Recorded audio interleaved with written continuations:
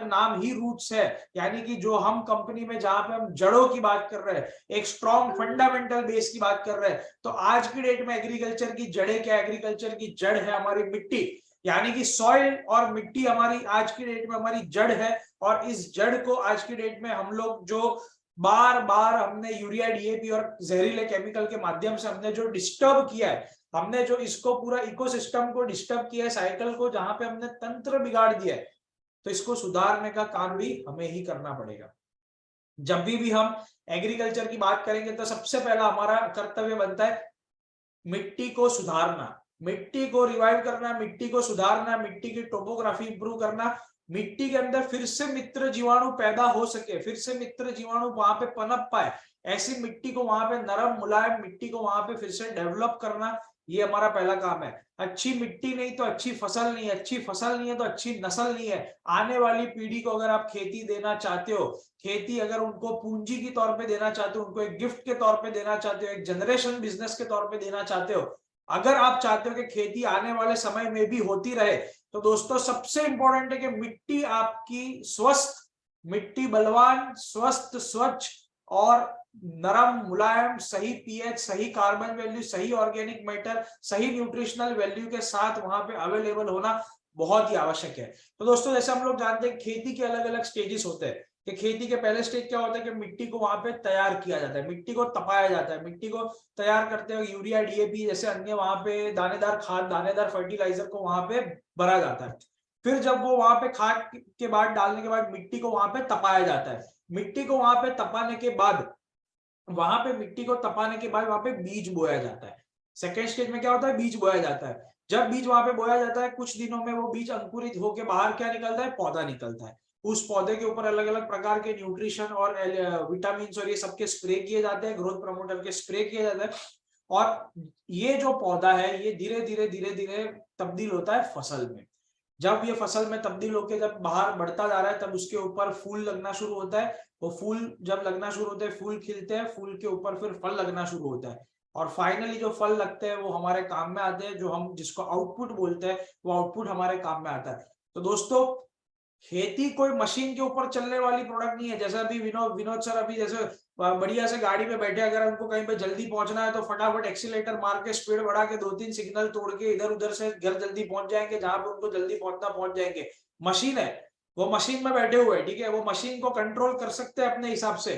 खेती कुदरती चीज है, खेती कोई मशीन नहीं। आज हमको ऐसा है कि आज हमको भिंडी है, आलू है, बैंगन है, प्याज है, टमाटर है, मिर्ची है, फल फूल इत्यादि, गेहूं, चावल, गन्ना, मक्का, सोयाबीन, कपास इत्यादि कोई भी फसल ले लो, ये फसल कोई मशीन से तो आती नहीं है, ये फसल जमीन पे नेचुरल प्रोसेस से उगती है।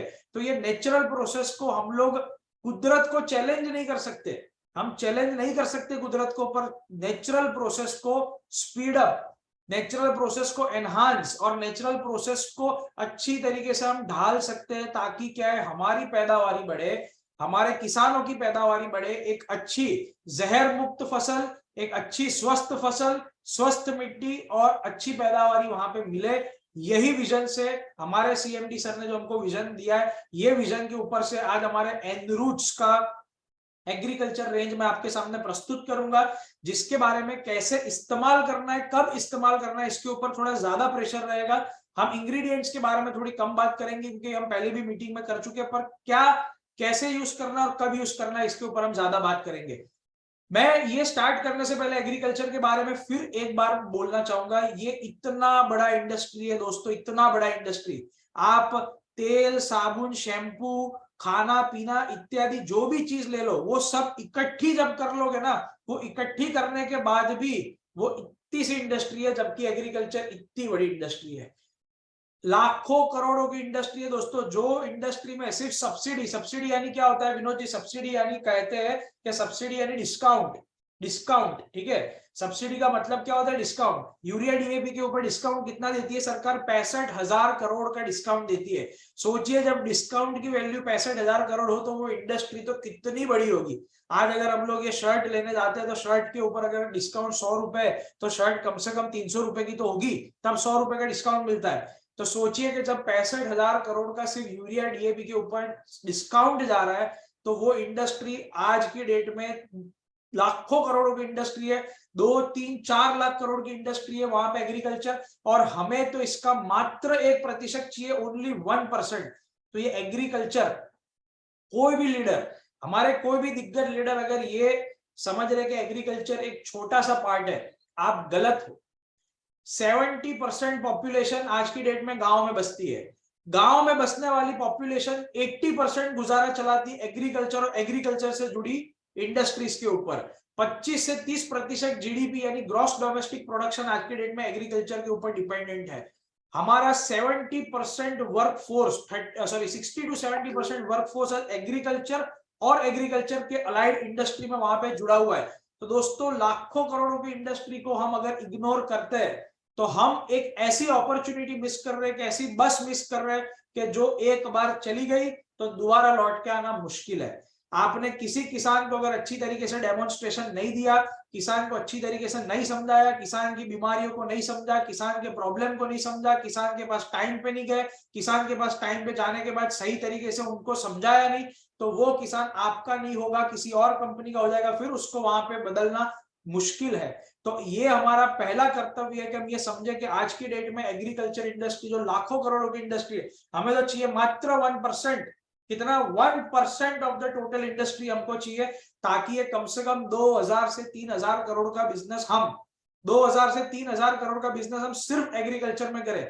मैं यहाँ पे प्लेटफॉर्म के ऊपर नाम नहीं लेना चाहता, पर आप लोग सब जानते हो बहुत अच्छी तरीके से कि भारतवर्ष में बहुत ही कम चुनिंदी डायरेक्ट सेलिंग इंडस्ट्री के अंदर ऐसी चुनिंदी कंपनी है जिन्होंने अपना पूरा साम्राज्य, पूरा नेटवर्क, पूरा लीडरशिप उन्होंने खड़ा किया सिर्फ एग्रीकल्चर के ऊपर। सिर्फ एग्रीकल्चर के ऊपर वो कंपनियां खड़ी हुई और खड़ी होके उन्होंने वहां पे परफॉर्मेंस दिखा के दिग्गज लीडर, अच्छे लीडर और अच्छी सिस्टम में वहां पे लोगों को काम करने के लिए वहां पे ट्रेन किया है। तो दोस्तों, एनरूट्स जो है, एनरूट्स जहां पे मैं फिर बोलूंगा कि हमारे पास एक अच्छा एग्रीकल्चर बैकग्राउंड है, हमारे पास एक अच्छा एनिमल केयर का बैकग्राउंड है, तो इतनी बड़ी इंडस्ट्री को हम अगर थोड़ा सा भी अगर हल्के में लेंगे तो गलती हमारी है, ना कि किसी और की।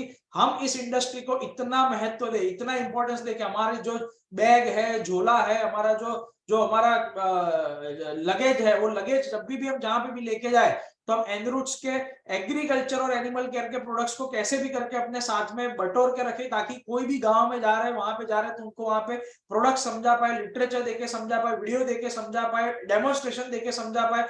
क्योंकि अगर एक गांव में 5 किसानों को रिजल्ट मिल गया तो 5 किसान से 50 किसान, 500 किसान, 5000 किसान तक पहुंचना कोई बड़ी बात नहीं है, कोई बड़ी बात नहीं है। ये आप अपने जहन में डाल दीजिए। तो दोस्तों, इसी के साथ agriculture the biggest industry, the largest industry और डायरेक्ट सेलिंग के अंदर द मोस्ट इग्नोर्ड इंडस्ट्री, यानी सबसे अगर कोई इग्नोरेंस वाली है, इग्नोर किया गया, यानी नजरअंदाज किया गया ऐसी इंडस्ट्री तो वो एग्रीकल्चर, और हम इसे नजरअंदाज नहीं करेंगे। हम इसको नजरअंदाज किए बिना हम इस इंडस्ट्री के अंदर जबरदस्त नेटवर्क दिखाएंगे और जबरदस्त परफॉर्मेंस दिखाएंगे। ठीक है, अब हम चलते हैं हमारी प्रोडक्ट्स की तरफ, कि जो मैंने आपको स्टेप बाय स्टेप जो पूरा फार्मिंग का जो सिस्टम समझाया है, वो सिस्टम को हम लेके कैसे हर एक प्रोडक्ट के ऊपर हम लोग एक डिस्कशन करेंगे। जब मिट्टी को जब तैयार किया जाता है, जब मिट्टी को जोता जाता है, तो क्या होता है कि यूरिया, डीएपी जैसे बहुत सारे खाद होते हैं, दानेदार खाद होते हैं, वो खाद को मिट्टी के साथ मिक्स करके या गोबर की खाद के साथ मिक्स करके उसको खेत में भरा जाता है, फिर वो खेत को तपाया जाता है। तो क्या होता है, जब ये इनिशियली जब खेत के अंदर जब भरा जाता है तो खेत का फाउंडेशन यानी पिलर, एक पिलर के तौर पे एक फर्टिलाइजर काम करता है कि वहां पे उसको फंडामेंटल न्यूट्रिशन देता है। क्या क्या न्यूट्रिशन देता है? Nitrogen, potassium, phosphorus, calcium, magnesium, sulphur, zinc, copper, manganese, molybdenum, boron, iron जैसे इत्यादि माइक्रोन्यूट्रिएंट्स और मैक्रोन्यूट्रिएंट्स वहां पे वो प्रदान करता है। वो एक वहां पे मिट्टी में जाके एक वहां पे उसको न्यूट्रिशन का एलिमेंट प्रोवाइड करने का वहां पे कोशिश करता है। तो आज की डेट में क्या हो रहा है कि यूरिया, डीएपी लोग डाल रहे हैं, यूरिया डीएपी के साथ लोग कुछ मिक्स माइक्रोन्यूट्रिएंट डाल देते हैं, कुछ और कॉम्प्लेक्स फर्टिलाइजर डाल देते हैं। इससे क्या होता है कि या तो नाइट्रोजन बहुत मात्रा में मिलता है या कई बार फास्फोरस बहुत मात्रा में मिलता है। अब इतनी मात्रा में तो नाइट्रोजन, पोटेशियम, फास्फोरस और कैल्शियम, मैग्नीशियम, सल्फर और बाकी की चीजें चाहिए भी नहीं। आज हमको अगर कोई बोले कि आयरन दिन का हम आपको 500 ग्राम खिला रहे हैं, पर भैया 500 ग्राम आयरन की जरूरत ही नहीं, बॉडी को दिन के मात्र 10 ग्राम आयरन की जरूरत है, आप तो 10 ग्राम आयरन खाइए बहुत है। तो वैसे ही हमें यह समझने की जरूरत है कि जो भी हम लोग वहां पे हम लोग जो मिट्टी में दे रहे हैं वो एक सही मात्रा में जाना, संतुलित मात्रा में जाना बहुत ही ज्यादा आवश्यक है। तो जब ये संतुलित मात्रा में हम देने की बात करते हैं तो सॉइल केयर प्लस, एनरूट्स होराइजन का सॉइल केयर प्लस जो लिक्विड फॉर्मुलेशन और ग्रेन्यूल यानी कि तरल और ग्रेन्यूल फॉर्मुलेशन में जो दोनों में अवेलेबल है, जो आप देख रहे हो कि लिक्विड फॉर्मुलेशन और जो मेरे पास ग्रेन्यूल फॉर्मुलेशन है, ये दोनों फॉर्मुलेशन में हमारे पास सॉइल केयर प्लस अवेलेबल है, जो एक humic acid, amino acid, seaweed, mix micronutrient, fulvic acid, बहुत सारे प्लांट के एक्सट्रैक्ट्स, हर्ब्स इत्यादि ऐसे विटामिन और माइक्रो मिनरल्स के पूरे संतुलित आहार बनाने की इससे कोशिश की गई है कि मिट्टी को एक सही संयोजन दे के जो मिट्टी में जाके मिट्टी की पीएच को बैलेंस करे, मिट्टी की ऑर्गेनिक कार्बन कंटेंट को बैलेंस करे, मिट्टी के ऑर्गेनिक मैटर को बैलेंस करे और मिट्टी के अंदर जाके एक ऐसा स्ट्रक्चर बनाए, एक ऐसा कॉम्पोजिशन वहां पे बनाए एलिमेंट्स का, न्यूट्रिशंस और विटामिन का, कि मिट्टी के अंदर मित्र जीवाणु जो फ्रेंडली बैक्टीरिया है, मित्र जीवाणु, केचुए और जैसे मित्र जीवाणु वहां पे वो पनपना शुरू हो, वहां पे ऑर्गेनिक कार्बन की जो कमी है वो पूरी हो, पीएच बैलेंस हो और बहुत सारे अन्य फायदे। तो सॉइल केयर प्लस लिक्विड और ग्रेन्यूल फॉर्मुलेशन में क्या करता है, एक संतुलित आहार देता है हमारे मिट्टी को, जो वहां पे राइट अमाउंट में वहां पे न्यूट्रिशंस को प्रोवाइड करता है। सेकेंड, मिट्टी में जाके मिट्टी की छिद्रता बढ़ाता है, यानी हमारे जैसे शरीर के ऊपर छिद्रता है, उससे क्या होता है, जब पसीना बाहर निकल के आता है, पसीना जब बाहर निकल के आता है तो बॉडी डिटॉक्स होती है, बॉडी की गर्मी बाहर आती है। वैसे ही जो मिट्टी की जो छिद्रता है ना, मिट्टी के ऊपर छोटे छोटे जो पोर्स है, उससे हवा अंदर जाती है और वहां से गंदगी बाहर आती है। जब हवा अंदर जाती है, पानी अंदर जाता है, तो ये छिद्रता बढ़ाता है। सॉइल केयर प्लस, बहुत ही ध्यान से सुनिएगा दोस्तों, सॉइल केयर प्लस मिट्टी की छिद्रता को बढ़ाता है। जब छिद्रता बढ़ती है यानी जब पोरोसिटी बढ़ती है, होल्स जब बड़े होते हैं, तो उसके अंदर पानी ज्यादा से ज्यादा जा पाता है, यानी पानी ग्रहण करने की क्षमता वहां पे बढ़ती है। सेकेंड, जब हवा का आना जाना वहां पे लगा रहता है अच्छी अच्छी मात्रा में, तो हवा का जो आना जाना लगा रहता है, उसके कारण क्या होता है, जो तंतु मूल का विकास है, जो जड़ का विकास है, जो रूट का विकास है, वो रूट का विकास बहुत ही जबरदस्त तरीके से होता है दोस्तों। तो ये फायदा, उसके बाद मिट्टी की पीएच को संतुलित करता है। पीएच क्या होता है, हमारे जैसे ब्लड की पीएच होती है, हमारे पानी की पीएच न्यूट्रल होती है, अलग अलग प्रकार की पीएच होती है। तो पीएच हम सब समझते हैं कि जो पीएच यदि अगर 7 के ऊपर हो तो उसको हम क्या बोलते हैं, बेसिक पीएच, अल्कलाइन पीएच, और जब 7 के नीचे की जब पीएच हो तो उसको हम बोलते हैं एसिडिक पीएच। आइए ध्यान से आप सब समझ लीजिए, लिख लीजिए। एक अच्छी खेती के लिए 5.5 से लेके 6.5 तक की पीएच सबसे उचित मानी जाती है। और यदि अगर पीएच 8, 9, 7.5, 8.5, 9.5 जैसी है तो वो मिट्टी खारी हो चुकी है, मिट्टी बंजर हो चुकी है। तो हमें क्या करना है, सॉइल केयर प्लस के माध्यम से हमें पीएच भी संतुलित करनी है। तो वहां पे पीएच संतुलित करनी है। दूसरा, भारतवर्ष में ऑर्गेनिक कार्बन एवरेज 0.4% है, यानी 0.4% यहाँ पे है। एक्चुअली होना कितना चाहिए, होना चाहिए 4% होना चाहिए। ऑर्गेनिक कार्बन कंटेंट हमारी मिट्टी में कितना होना चाहिए, 4% होना चाहिए, पर है कितना, मात्र 0.4% है। तो soil care plus organic carbon को भी बढ़ाता है। सेकेंडली, ऑर्गेनिक मैटर को बढ़ाता है, न्यूट्रिशन प्रोवाइड करता है, रूट के ग्रोथ को बढ़ाता है, मिट्टी के स्ट्रक्चर को इंप्रूव करता है, ओवरऑल जो प्लांट है, प्लांट की इम्यूनिटी और प्लांट की स्ट्रेंथ को बढ़ाता है। और सबसे इंपॉर्टेंट ये है कि इसके उपयोग के कारण आप यूरिया और डीएपी का उपयोग मात्रा कम कर सकते हो। और ये मात्रा कैसे कम करनी है इसको आप ध्यान से समझिएगा। जैसे मैं हर बार बोलता हूं कि किसी की सिगरेट शराब की आदत आप एक दिन में दूर नहीं कर सकते, वैसे यूरिया डीएपी की आदत हम डे 1 से दूर करना बहुत ही मुश्किल है। तो हमें क्या करना चाहिए कि भैया धीरे धीरे, हौले हौले हमें इसे कम करते जाना है। पहली सीजन में 25% कम करना है, दूसरी सीजन में 50% कम करना है, तीसरी सीजन में 75% कम करना है और आखिरी सीजन में इसको 100% कम करना है। यानी 4 सीजन के अंतर्गत हमें यूरिया और डीएपी की मात्रा पूरी कम कर देनी है, खत्म कर देनी है।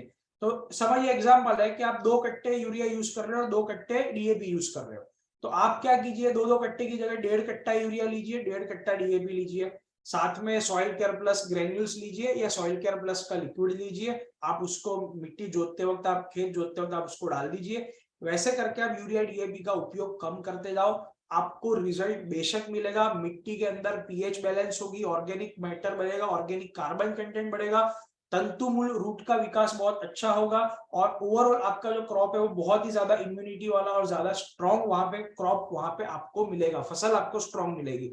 सॉइल केयर प्लस लिक्विड और ग्रेन्यूल, इसको कब कब यूज करना है?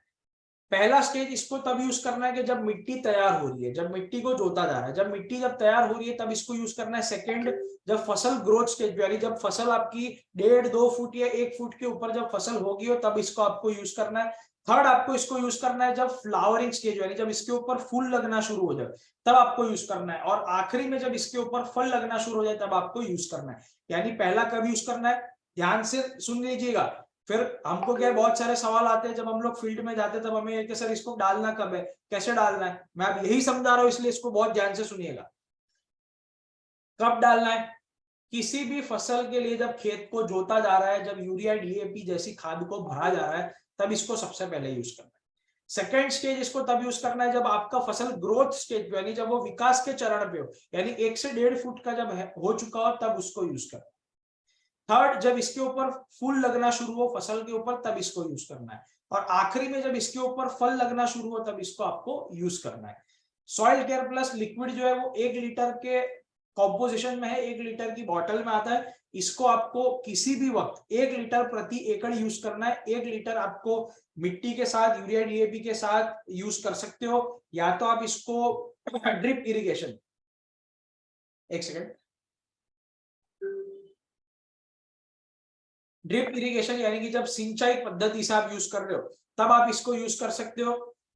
ड्रिप इरिगेशन के माध्यम से, ड्रिप इरिगेशन के माध्यम से आप इसको 1 लीटर बॉटल आप 200 लीटर पानी की टंकी में डाल के अच्छे से घोल के उसको ड्रिप में जाने दे सकते हो। या तो आप इसको डायरेक्ट मिट्टी के साथ मिक्स करके भी यूज कर सकते हो, या ड्रेंचिंग यानी कि मोटर का जो पानी जा रहा है उसमें ड्रेंचिंग के साथ भी आप इसको यूज कर सकते हो। सेकेंडली, सिमिलरली जब आप ग्रेन्यूल फॉर्म यूज कर रहे हो तो ग्रेन्यूल फॉर्म आप क्या कर सकते हो, यूरिया डीएपी के साथ मिक्स कर सकते हो या खाद के साथ मिक्स कर सकते हो। कुछ ना हो तो खेत की मिट्टी को लेके 25-30 किलो मिट्टी को लेके 2 किलो के पैकिंग में हमारा सॉइल केयर प्लस ग्रेन्यूल्स आता है। ये 2 किलो का पैकिंग है, 2 किलो प्रति एकड़, 2 किलो प्रति एकड़ हमें यूज करना है। 2 किलो का पैकिंग है, 2 किलो ग्रेन्यूल आपको यूरिया डीएपी और या तो फिर गोबर की खाद या मिट्टी के साथ मिक्स करके उसको खेत में आपको स्प्रेड कर देना है और फिर पानी दे देना है।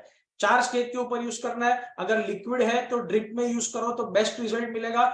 अगर soil care plus granules form में यूज करना है तो उसको आप यूरिया डीएपी और एवं अन्य दानेदार खाद के साथ यूज करोगे तो आपको बेस्ट रिजल्ट मिलेगा। दोनों प्रोडक्ट के साथ आपको एग्रीस्टिक 90 सॉरी आपको एनरूट्स स्टिक 90 यूज करना सबसे आवश्यक है। ये एनरूट स्टिक 90 के बारे में हम लास्ट में समझेंगे, पर ध्यान रखिए कि चाहे आप soil care plus liquid use कर रहे हो 1 लीटर प्रति एकड़ या soil care plus granules use कर रहे हो 2 किलो प्रति एकड़, दोनों ही टाइम साथ में एनरूट्स स्टिक 90 को यूज करना आवश्यक है। ये आप डायरी में लिख लीजिए। धन्यवाद। अभी हम लोग सॉइल केयर प्लस ग्रेन्यूल समझ चुके हैं, सॉइल केयर प्लस लिक्विड समझ चुके हैं कि मिट्टी को कैसे स्वस्थ रखना है, मिट्टी को कैसे बलवान बनाना है। अब इसके बाद का फेज आता है कि हमने मिट्टी तो बलवान बना दी, अभी हमारा वहां पे ग्रोथ फेज आता है। ग्रोथ फेज, तो ग्रोथ फेज के लिए हमारे पास क्या है, जब विकास चरण, तो विकास चरण के लिए हमारे पास क्या है, तो विकास चरण के लिए हमारे पास एक शानदार प्रोडक्ट है, एक यहाँ पे शानदार प्रोडक्ट है एग्री ग्रो प्लस। ये क्रिस्टलाइजेशन पद्धति के ऊपर काम करता है। अपने डायरी और पेन में लिख लीजिए क्रिस्टलाइजेशन फॉर्म पे काम, प्रिंसिपल के ऊपर काम करता है। मैं आपको समझाता हूं कि क्या है ये, आप जरा ध्यान से सुनिएगा इस चीज को। एग्री ग्रो प्लस के अंदर भी बहुत इंपॉर्टेंट न्यूट्रिशंस और एलिमेंट्स और प्रोटीन्स, विटामिन जैसी इसके अंदर हार्मोन्स वगैरह सब कुछ एडेड है। साथ ही साथ इसके अंदर humic acid, amino acid, seaweed, फुलविक, green seaweed, mix micronutrient, ये सब कुछ इसमें अवेलेबल है। पर सबसे इंपॉर्टेंट जो है कि इसके अंदर कुछ प्लांट एक्सट्रैक्ट ऐसे डाले गए हैं कि जो पत्ते के ऊपर जब जाते हैं ना तो पत्ते के ऊपर छोटे छोटे छोटे छोटे शक्कर के दाने जैसे दाने बनाता है। क्या बनाता है, छोटे छोटे शक्कर के दाने जैसे दाने वहां पे फॉर्म करता है। हमने ना बचपन में ये देखा है कि हम लोग अगर कांच का टुकड़ा ले, कांच के टुकड़े से अगर हम ऐसे रोशनी को पास करें तो दूसरी साइड रोशनी बहुत ज्यादा फोकस होती है, ज्यादा बढ़ जाती है। तो सबसे इंपॉर्टेंट, मैं हर बार बोलता हूं, मैं फिर बोलूंगा कि पौधों का खाना, फसल का खाना सप्लीमेंट और न्यूट्रिशन नहीं है। फसल का खाना है सनलाइट, सौर्य ऊर्जा और सनलाइट फसल का खाना है, वो उसका मुख्य खाना है। वो उसका मेन फूड है। ये जो मुख्य खाना है, ये मुख्य खाने को अगर आपको पत्तों तक सही तरीके से अगर अवेलेबल कराना हो, उसके ऊपर अगर क्रिस्टल हो और सनलाइट अगर गिर रही हो, तो एकदम वो वहां पे स्प्रेड होना शुरू करती है। सनलाइट स्प्रेड होके पूरा पत्तों के ऊपर वहां पे सनलाइट फोकस होती है, और सनलाइट यानी सौर्य ऊर्जा जो उसका मुख्य खाना है, वो वहां पे उसको अवेलेबल होता है। यानी आपका पत्ता नेचुरल तरीके से वहां पे ग्रो हो सकता है, नेचुरल तरीके से उसको वहां पे ग्रोथ मिल सकता है, क्योंकि फोटोसिंथेसिस प्रोसेस को, क्लोरोफिल फॉर्मेशन को वहां पे स्पीड अप करके फोटोसिंथेसिस प्रोसेस के माध्यम से वो पत्ते खाना बनाएंगे, फसल खाना बनाएंगी। तो एग्रीग्रो प्लस प्लांट फूड है, ये पत्तों का प्रोटीन शेक है। जैसे इंसानों का प्रोटीन शेक, इंसानों का मल्टीविटामिन आता है, हमारे इंसानों के लिए बहुत कुछ प्रोटीन शेक, मल्टीविटामिन, ये सारी कुछ चीजें होती है, वैसे ही फसल को भी तो प्रोटीन शेक और मल्टीविटामिन चाहिए। तो एग्रीग्रो प्लस ये फसल का प्रोटीन शेक और मल्टीविटामिन है, जो फसल के लिए सही मात्रा में संतुलित आहार प्रोवाइड करके उसको सारे के सारे न्यूट्रिशंस, जैसे कि nitrogen, potassium, phosphorus, calcium, magnesium, sulphur, zinc, copper, manganese, molybdenum, boron, iron, सब कुछ वहां पे प्रोवाइड करता है, सही मात्रा में प्रोवाइड करता है। सनलाइट को वहां पे अवेलेबल कराता है, सनलाइट ज्यादा से ज्यादा तरीके फैले, इसलिए क्रिस्टलाइजेशन फॉर्म पे काम करता है, और ये पत्तों के ग्रोथ के ऊपर जबरदस्त काम करता है, जबरदस्त रिजल्ट देता है। तो एग्रीग्रो प्लस जब इसके ऊपर स्प्रे होता है, जब वहां पे क्रिस्टल्स फॉर्म होता है, तो वहां पे ज्यादा से ज्यादा कलियां फूटती है, ज्यादा से ज्यादा पत्ते आते हैं, पत्ते हरे भरे आते हैं, ग्रीनरी बनी रहती है, पत्तों की स्ट्रेंथ बनी रहती है, पत्तों की इम्यूनिटी बनी रहती है, उसके ऊपर ज्यादा से ज्यादा फूल लगते हैं, अच्छे क्वालिटी के फूल लगते हैं, बड़े बड़े फूल लगते हैं, और ज्यादा से ज्यादा क्वांटिटी में उसके ऊपर फल लगते हैं, और फल का रंग, रूप, आकार, साइज, वेट, सब कुछ वहां पे जबरदस्त होता है। जो वहां पे डाली होती है, डाली का वजन भी बहुत अच्छा होता है, ताकि अगर फल हैवी हो जाए तो डाली गिरे नहीं। ये सारी चीजों का ध्यान। पैदावारी बढ़ाना, फसल की पैदावारी बढ़ाना, फसल की गुणवत्ता बढ़ाना, फसल की हरा भरापन बढ़ाना, उसके ऊपर पत्ते बढ़ाना, फूल बढ़ाना, फल अच्छे लाना, वहां पे तंतु मूल यानी जड़ों का विकास बहुत अच्छी तरीके से हो, वैसा पूरा सिस्टम डेवलप करने का काम है एग्री ग्रो प्लस। ग्रोथ का काम करती है दोस्तों। बेशक इस प्रोडक्ट को आप किसी भी फसल में दीजिए, किसी भी आप फसल में दीजिए, इसके अंदर वो जबरदस्त रिजल्ट दिखाएगा। ये मेरी आप सभी को मेरा बहुत बहुत आपको रिक्वेस्ट है कि कोई भी फसल में जाके यूज कीजिए, कोई रिस्ट्रिक्शन नहीं है। Soil care plus granule, soil care plus liquid, agri grow plus liquid, इसको आप किसी भी फसल में अगर आप जाके यूज करोगे, कोई भी फसल में जाके काम करेगा। एक ऐसा जेनरिक प्रोडक्ट है कि जो सारी फसल के ऊपर आपको आउटस्टैंडिंग रिजल्ट देगा। अब एग्री ग्रो प्लस हमको कौन से स्टेज के ऊपर यूज करना है, हमको कौन से स्टेज के ऊपर यूज करना है, ध्यान से सुनिएगा दोस्तों, कब कब इसको यूज करना है। पहला इसका स्प्रे होना चाहिए जैसे ही बीज अंकुरित होके बाहर आता है। जब बीज अंकुरित होके बाहर आता है, पौधा छोटा सा 1.5-2 इंच का जब होता है, जब 2 इंच का जब पौधा होता है, तो 2 इंच के पौधे के ऊपर इसका पहला स्प्रे कीजिए। पहला स्प्रे कब करना है? जब पौधा हमारा 2 इंच का हो। सेकेंड स्प्रे हमें कब करना है? जब हमारा पौधा 1 फीट के ऊपर हो, तब हमें स्प्रे करना है। सेकेंड स्प्रे जब पत्ते हमारे वहां पे कलियां फूटने लगी, पत्ते आने लगे, जब 1 फुट का हमारा फसल हो जाता है, तब हमें सेकेंड स्प्रे करना है। तीसरा स्प्रे इसका कब करना है? जब उसके ऊपर फूल लगना शुरू हो, यानी फ्लावरिंग स्टेज के ऊपर। और चौथा स्प्रे इसका कब करना है? जब इसके ऊपर फल लगना शुरू हो। तो दोस्तों 4 स्टेज मैंने बताया। पहला स्टेज क्या है कि जब इसके बीज अंकुरित होकर जब बाहर आ रहा हो, तब इसको स्प्रे करना है। सेकेंड स्प्रे जब हमारी फसल 1 से 1.5 फीट की हो, तब। तीसरा जब इसके ऊपर फूल लगना शुरू हो। चौथा जब इसके ऊपर फल लगना शुरू हो, तब हमें इसको स्प्रे करना है। चारों 4 टाइम जब हम स्प्रे करें, तो हमें बहुत ध्यान रखना है कि चारों टाइम हम 10 दिन के अंतर्गत, चारों फेज में 10 दिन के अंतर्गत हम 2 बार इसका स्प्रे करें। अगर हमें अच्छे से अच्छा रिजल्ट चाहिए, तो 2 बार हमें स्प्रे करना है 10 दिन के डिफरेंस में। यानी अगर पहला स्प्रे 1 तारीख को हुआ, तो दूसरा स्प्रे 11 तारीख को होना चाहिए। अगर 1 तारीख को हुआ, तो 11 तारीख को दूसरा स्प्रे होना चाहिए। चारों फेज में, पहले phase, second stage, third stage, fourth stage, हर एक स्टेज में इसके स्प्रे हमें 2 बार करना है अच्छे से अच्छे रिजल्ट के लिए। एग्री ग्रो प्लस 500 ml के पैकिंग में अवेलेबल है, 500 ml के पैकिंग में अवेलेबल है। इसका डोसेज 25 से 30 ml प्रति पंप, यानी कि जो हम ऐसे हमारे पीछे जो पंप लगा, किसान जो पंप लगा के घूमते हैं, जो बैग की तरह, रक्षक की तरह, 15 से 16 लीटर का पंप होता है, 15 to 16 लीटर का पंप होता है। अगर 15 to 16 लीटर का पंप है, तो 25 से 30 ml प्रति पंप आपको उसके अंदर बॉटल को अच्छे से हिलाना है, बहुत अच्छे से शेक करे, 25 से 30 ml उसमें निकाले, पंप में डाले, पंप में अच्छे से उसका घोल बनाए, और फिर इसको स्प्रे किया जाए। स्प्रे करते वक्त बहुत अच्छी तरीके से ध्यान रखिए कि हमें ऐसे स्पीड में धड़ाधड़ स्प्रे करके नहीं निकल जा रहा है। हमको यहाँ पे एकदम मशीन गन लेके फायरिंग करने नहीं निकला, हम एकदम 15 मिनट में पूरा खेत साफ करने नहीं निकले, नहीं।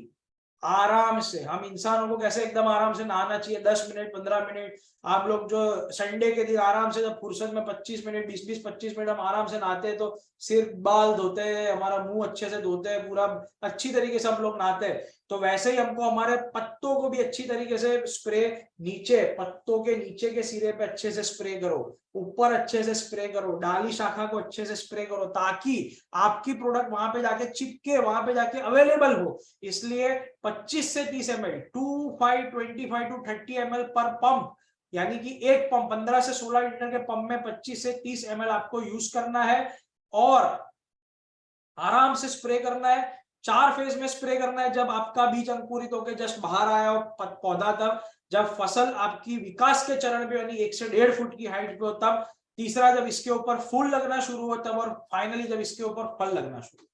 किसी भी फसल में आप यूज कर सकते हो। एग्रीग्रो प्लस आपको रिजल्ट डेफिनेटली देगा। जब भी एग्रीग्रो प्लस यूज करो तो इसके साथ एनरूट्स का स्टिक 90 आपको बेशक यूज करना है। स्टिक 90 के बारे में मैं आपको बाद में बताऊंगा, पर स्टिक 90 हमें वहां पे बेशक यूज करना है दोस्तों, ठीक है। ये आपका इंपॉर्टेंट पॉइंट। अब हमारा ग्रोथ हो गया। अब पत्तों का ग्रोथ जैसे हुआ वैसे ही काफी जगह पे पत्तों के ग्रोथ के साथ साथ पत्ते और रूट का ग्रोथ के लिए भी एग्रीग्रो प्लस बहुत अच्छा रिजल्ट देता है। ये आप ध्यान रखिएगा। आप इसको डायरेक्ट एग्रीग्रो प्लस को डायरेक्ट आप ड्रिप इरिगेशन यानी कि सिंचाई पद्धति में 500 ml 500 ml प्रति एकड़ आप यूज कर सकते हो। 500 ml प्रति एकड़ आप डायरेक्ट इसको ड्रिप एवं ड्रेंचिंग के माध्यम से दे सकते हो। इसके साथ साथ एक प्रोडक्ट है हमारा ह्यूमिक बेस में, ये ह्यूमिक बेस में प्रोडक्ट है जिसका हमारा नाम है humic gold plus.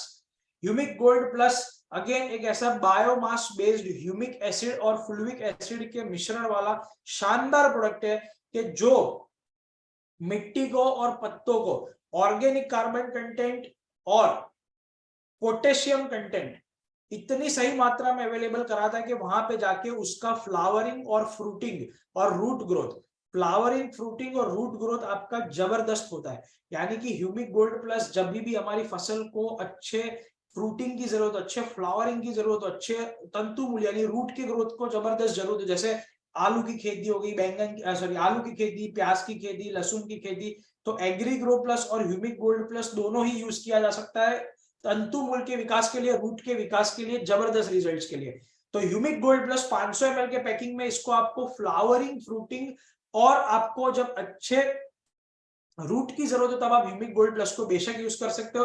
Humic gold plus मिट्टी को जबरदस्त बलवान बनाने में भी काम आ सकता है, क्योंकि इसके अंदर रहा जो ह्यूमस है, जो एक्टिव ह्यूमस है, वो ह्यूमस मिट्टी को जाके एक अच्छा कार्बन कंटेंट प्रोवाइड करता है, एक अच्छा स्ट्रक्चर प्रोवाइड करता है। तो दोस्तों जो ह्यूमिक गोल्ड प्लस है इसको हमें ध्यान से समझना है कि ये 500 ml का तरल यानी लिक्विड फॉर्मुलेशन है। इसको आप चाहे किसी दानेदार खाद के साथ मिक्स करके भी डाल सकते हो, या ड्रिप एवं ड्रेंचिंग में भी आप 500 ml से 1 लीटर प्रति एकड़ डाल सकते हो। 500 ml से 1 लीटर प्रति एकड़ आप ड्रिप एवं ड्रेंचिंग से डाल सकते हो। स्प्रे के फॉर्म में डालना हो तो इसे 30 से 40 ml यानी 3030 से 4040 ml आप इसको प्रति पंप यानी 15 से 16 लीटर के पंप में आप इसको डाल के स्प्रे कर सकते हो।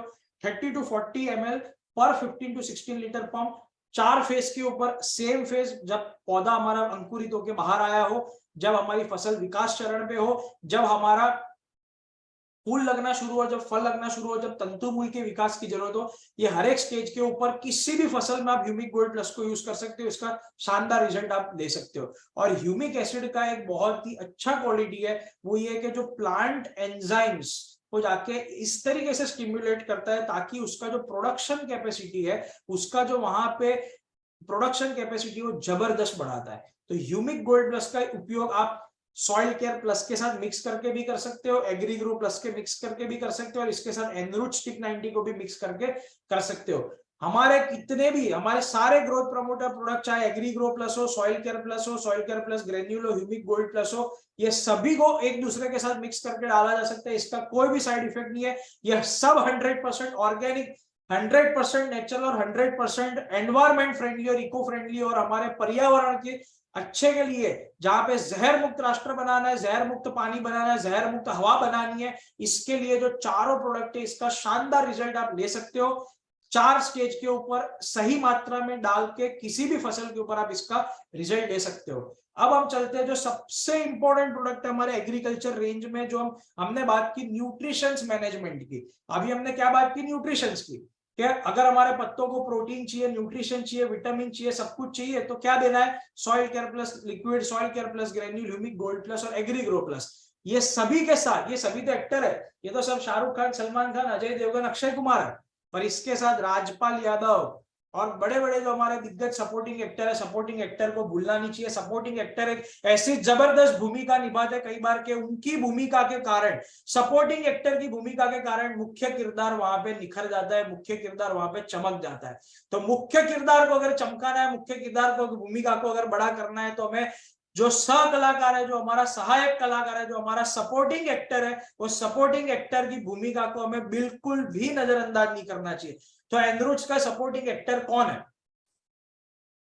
एग्रीकल्चर के अंदर एनरूट्स का सपोर्टिंग एक्टर है एनरूट स्टिक 90। दोस्तों एनरूट स्टिक 90 एक ऐसा सपोर्टिंग एक्टर है जो सभी की बैग में, सभी की जेब में, सभी की प्रेजेंटेशन किट में, सभी के डेमो किट में ये प्रोडक्ट होना होना होना होना आवश्यक है। अगर ये प्रोडक्ट आपके पास नहीं हुआ तो आप बहुत बड़ा अपॉर्चुनिटी मिस कर रहे हैं। मैं आपको बताता हूं कि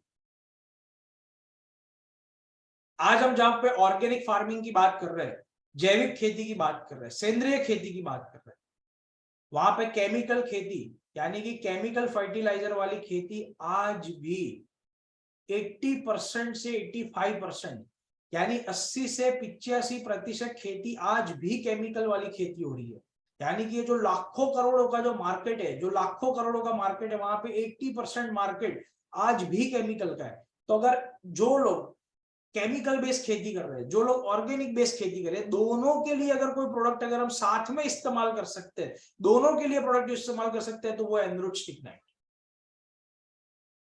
सोचिए क्या खतरनाक चीज है कि अगर आप किसी के खेत पे गए, बोल रहे हैं यार मैं तो केमिकल पेस्टिसाइड यूज करता हूं, मैं तो केमिकल फर्टिलाइजर यूज करता हूं, चल भाई ये तेरे लिए भी है, तू एनरिच स्टिक 90 तुम भी यूज कर सकते हो। वो बोल रहा है कि मैं ऑर्गेनिक करता हूं, तुम ऑर्गेनिक करते हो, तुम भी यूज कर सकते हो। ये एनरिच स्टिक 90 एक ऐसा सह कलाकार प्रोडक्ट है, ऐसा सहायक प्रोडक्ट है, एक ऐसा सपोर्टिंग एक्टर प्रोडक्ट है जो किसी भी केमिकल के साथ, किसी भी पेस्टिसाइड के साथ, किसी भी फंगीसाइड के साथ, किसी भी वायरिसाइड के साथ, किसी भी हर्बिसाइड के साथ, किसी भी ग्रोथ प्रमोटर के साथ, किसी भी मल्टीविटामिन के साथ, किसी भी मिक्स माइक्रोन्यूट्रिएंट के साथ मिक्स होके वो प्रोडक्ट जिसके साथ ये मिक्स हो रहा है उसकी एफिशिएंसी, उसके रिजल्ट को 100% तक बढ़ाती, यानी डबल टाइम तक उसको बढ़ा देती। यानी सोचिए कि अगर एग्री ग्रो प्लस या सॉइल केयर प्लस या ह्यूमिक गोल्ड प्लस का अगर रिजल्ट 100 में से 100 आने वाला है, तो एनरूट स्टिक 90 डालने के बाद उसका रिजल्ट 100 में से 200 आएगा, यानी डबल रिजल्ट आपको मिलेगा। तो दोस्तों कोई भी पेस्टिसाइड हो, केमिकल हो, ऑर्गेनिक हो, फर्टिलाइजर हो, fungicide, viricide, herbicide, nematicide, plant growth regulator, plant growth promoter, biostimulant, growth regulators, जो नाम, विभिन्न नाम बोलो, सारे नाम वाले प्रोडक्ट के अंदर अगर कोई प्रोडक्ट मिक्स होके यूज हो सकता है तो वो एनरूट स्टिक 90। एनरूट स्टिक 90 आपको उपयोग करना है 5 ml, 5 ml पर पंप, 5 ml प्रति पंप, यानी कि 15 लीटर पानी की टंकी में, 15 लीटर के पानी की टंकी में मात्र 5 ml हमें इस्तेमाल करना है। 5 ml पर पंप हमें यूज करना है, और उसके साथ जो भी हम प्रोडक्ट चाहे, एग्री ग्रो प्लस हो, ह्यूमिक गोल्ड प्लस हो, सॉइल केयर प्लस हो, या हमारा क्रॉप केयर प्लस हो, किसी भी प्रोडक्ट को हम मिक्स करके स्प्रे कर सकते हैं। केमिकल भी डाल के मिक्स कर सकते हैं। तो अब ये ऐसा तो क्या काम करता है कि इसको किसी के भी साथ यूज करो तो ये उसकी एफिशिएंसी को बढ़ाता है। अभी मैंने कुछ ही मिनट पहले आपको बताया कि क्या होता है कि आजकल किसान है ना बहुत फास्ट स्प्रे करके निकल जाते हैं, धड़ाधड़ स्प्रे करके निकल। अब बारिश के मौसम में क्या होता है कि स्प्रे कर दिया, दवाई अच्छे से पत्तों के ऊपर चिपकी नहीं, बारिश गिर गई, वो दवाई धुल गई। कई बार क्या होता है कि दवाई तो छोड़ो, दवाई तो गिरी और धुली, उसके पहले जब हमने स्प्रे किया तो कुछ पत्तों के कुछ पार्ट पे स्प्रे गिरा, कुछ पार्ट पे नहीं गिरा, कुछ डाली पे गिरा, कुछ डाली पे नहीं गिरा। तो ये केस में जरूरी क्या है? स्टिकिंग और स्प्रेडिंग। डायरी में लिख लीजिए 2 वर्ड, स्टिकिंग और स्प्रेडिंग बहुत ही ज्यादा जरूरी है कि जब भी पत्तों के ऊपर हमारा लिक्विड गिर रहा हो तो वहां पे वो सबसे पहले तो चिपकना चाहिए, वहां पे स्टिक होना चाहिए, चिपकने के बाद वहां पे वो स्प्रेड होना चाहिए। पहले क्या होना चाहिए? चिपकना चाहिए, चिपकने के बाद वहां पे स्प्रेड होना चाहिए। तो चिपकने का काम और वहां पे स्प्रेड करने का काम करता है en route stick 90। En route stick 90 basically पानी के जो तनाव है, तनाव को जीरो कर देता है, फ्रिक्शन को जीरो कर देता है, और फ्रिक्शन को जीरो करने के बाद उसको आराम से पूरा फैला देता है। वो फैलाने के बाद उसको वहां पे चिपका देता है, यानी अगर वहां पे एक बूंद गिरी तो फटाफट पूरा स्प्रेड कर देगा, पूरा स्प्रेड करके वहां पे उसको चिपका देगा। स्प्रेडिंग का काम करेगा, फिर स्टिकिंग का काम करेगा, यानी फैलाने का काम करेगा, फिर चिपकाने का काम करेगा, और तीसरा वो अंदर घुसेगा, पत्तों के अंदर घुस के नीचे के साइड आएगा। पत्तों के अंदर घुस के नीचे की साइड जब आएगा तो वो वहां पे सिलिका अवेलेबल करवा के फोटोसिंथेसिस प्रोसेस को फास्ट करेगा, जो हमारी खाना बनाने की प्रक्रिया है। जैसे हम बर्तन चूल्हा पे लगाते हैं, पानी डालते हैं, चावल डालते हैं, गर्म करते हैं, चावल बनता है, फिर उसको खाना खाते हैं, ये हमारी प्रक्रिया है। तो जो आग जो है, जो धुआं है, जो हम लोग स्टीम देते हैं, जो हम लोग आग देते हैं गैस के माध्यम से, वो क्या करता है, वो उसको फास्ट करता है। खाना को अगर हम धीमी आंच पे करें या ज्यादा आंच पे करें तो यह उसको फास्ट और स्लो करता है। वैसे ही ये सिलिका क्या करता है, जब पत्तों के अंदर जाता है तो वो फोटोसिंथेसिस प्रोसेस को फास्ट करता है, एक्टिवेट करता है, पेनिट्रेशन बढ़ाता है, और वेटिंग यानी गीलापन बनाए रखता है पत्तों में। तो ये स्प्रेडिंग, स्टिकिंग, एक्टिवेशन, पेनिट्रेशन और वेटिंग एजेंट के तौर पे एनरूट स्टिक 90 काम करते हैं। एक ऐसा प्रोडक्ट है जो सबके यूज करना है, सबके साथ यूज करना है। अगर आप ड्रिप इरिगेशन की यानी सिंचाई की टंकी में इसको डाल रहे हो तो 200 लीटर की पानी की टंकी में आप इसको 80 ml से 100 ml के बीच में डाल सकते हो। अगर आप इसको डायरेक्ट यूरिया डीएपी के साथ मिक्स करके डालना चाहते हो तो भी आप 80 से 100 ml डाल सकते हो। पंप में अगर आप डालना चाहते हो तो 5 से 7 ml के बीच में आप इसको डाल सकते हो किसी भी प्रोडक्ट के साथ। तो ये हमारा सहायक प्रोडक्ट हो गया। अब हमने बात कर ली न्यूट्रिशन की, हमने प्रोटीन दे दिया, मल्टीविटामिन दे दिया, न्यूट्रिशन दे दिया, पत्तों को सब कुछ दे दिया, पत्ते बड़े बढ़िया हो गए। पर इस बीच में बीमारियां भी तो बहुत लगती है। तो डिजीजेस मैनेजमेंट हमारा जो सेकंड टॉपिक है, डिजीजेस मैनेजमेंट के लिए हमारा जो प्रोडक्ट है, जो हमारा क्रॉप केयर प्लस, इसके बारे में हम लोग 2 मिनट बात करेंगे दोस्तों।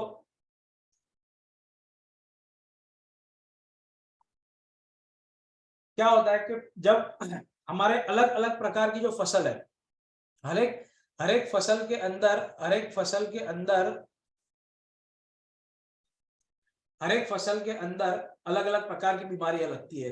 फफूंद, वायरस, कीट, कीट के अंदर इल्ली, जिसको हम सुंडी बोलते हैं, इल्ली बोलते हैं या लार्वा बोलते हैं, thrips, mites, white fly, suck pest, aphid जैसे अलग अलग प्रकार की फंगल बीमारी, अलग अलग प्रकार की वायरल बीमारियां, बैक्टीरियल बीमारियां यहाँ पे लगती है।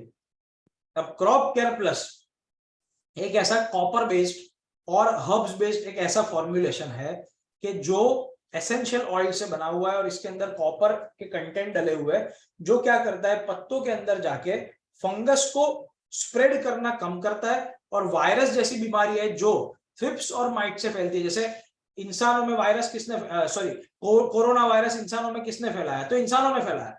कोरोना वायरस भले चमगादड़, चूहे, जो भी चाइना से जब आ गया, पर उसके बाद फैलाया किसने, फैलाया तो हम इंसानों ने। तो जैसे इंसानों ने कोरोना वायरस फैलाया, वैसे मिर्ची, टमाटर में जो जेमिनी वायरस होता है, जो कुकड़वाट होता है, जो Gemini virus, leaf curl virus जो बोलते हैं, वो वायरस को फैलाते कौन है, थ्रिप्स और माइट्स फैलाते हैं। तो थ्रिप्स और माइट्स जो फैलाते हैं वायरस को, ये वायरस को कंट्रोल करना, और फंगस जो अलग अलग प्रकार की फंगल बीमारी है उसको कंट्रोल करने का काम करती है क्रॉप केयर प्लस। यदि अगर आपके फसल में फंगस या वायरस का अटैक आया हो तो आप क्रॉप केयर प्लस को यूज कर सकते हैं। 20 से 25 ml प्रति पंप यूज करना है, इसको ज्यादा यूज नहीं करना है। ध्यान से सुनिएगा, अगर 25 ml से ज्यादा यूज किया तो दिक्कत हो सकती है, क्योंकि इसके अंदर टॉक्सिसिटी ज्यादा हो सकती है पत्तों के अंदर जाके, क्योंकि इसके अंदर कुछ एलिमेंट्स ऐसे डले हुए हैं, माइक्रो मिनरल्स, जो पत्तों के अंदर अगर ज्यादा चले गए तो टॉक्सिसिटी बढ़ सकती है। तो मात्र 20 से 25 ml प्रति पंप आपको यूज करना है, यानी 15 से 16 लीटर की पानी की टंकी में 20 से 25 ml इसके अंदर डालना है। बॉटल को पहले अच्छे से हिलाना है, 20 से 25 ml पंप में डालना है, अच्छे से घुलाकर फिर इसको स्प्रे करना है, अच्छी तरीके से स्प्रे करना है पत्तों के ऊपर। नीचे के सिरे पे जरूर स्प्रे करें। जब भी फंगस और वायरस की बीमारी हो तो पत्तों के नीचे के सिरे पे स्प्रे करना बहुत आवश्यक है। तो नीचे के सिरे, ऊपर के सिरे पे अच्छी तरीके से स्प्रे करें, और इसके साथ एनरूट स्टिक 90 5 ml बिल्कुल यूज करना 100% कंपलसरी है। 10 दिन के अंतर्गत 2 स्प्रे करना इसके आवश्यक है। 10 दिन के अंदर अगर आपने इसके 2 स्प्रे किए यानी एक स्प्रे 1 तारीख को, दूसरा स्प्रे 10 तारीख को, अगर 2 स्प्रे आपने किए तो 2 स्प्रे आपको 10 दिन के अंतर्गत आपने 20 से 25 ml प्रति पंप के हिसाब से अगर किए पूरे खेत में, तो आपको इसका रिजल्ट बेस्ट मिलेगा।